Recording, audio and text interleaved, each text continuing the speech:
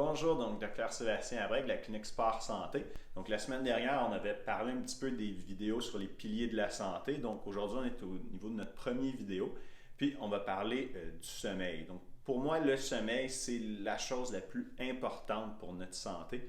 Puis si on ne s'occupe pas de celle-là, bien, probablement qu'on n'arrivera pas à gagner autant, même si on s'occupe de tous les autres.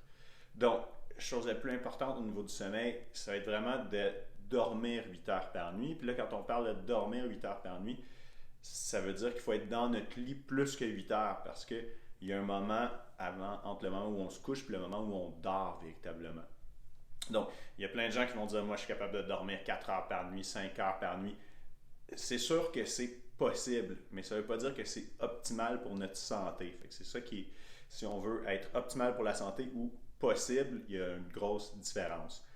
L'autre chose qui est importante, puis qui est encore peut-être pas aussi importante que les 8 heures par nuit, mais très importante aussi, c'est qu'il faut que le moment où on se couche, puis le moment où on se lève, soit pratiquement le même à toutes les nuits de notre semaine.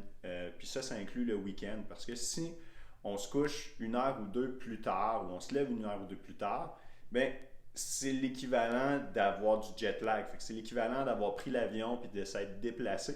Puis on sait que juste quand l'heure est changée d'une heure, ça prend plusieurs jours aux gens à s'habituer à ce changement-là quand on le fait avec les saisons. Bien, si notre sommeil est la même chose, on le modifie trop, ça prend plusieurs jours à s'adapter. Fait que si à toutes les semaines on le modifie, bien, on est toujours en adaptation, fait que ça ne nous aide pas. Fait que ce que je vais suggérer, ça va être au lieu de mettre notre cadran pour se lever, c'est plus de se mettre un cadran pour se coucher. Parce que ce qui est important, c'est de se coucher toujours à la même heure. Puis il faut considérer que notre journée, elle commence au moment où on va se coucher, pas au moment où on va se lever. Fait que si on est en retard, bien, notre journée, elle part en retard dans le fond. Fait que je sais que tout le monde va utiliser un cadran pour se lever pour ne pas manquer de notre réveil, puis je pense que c'est correct.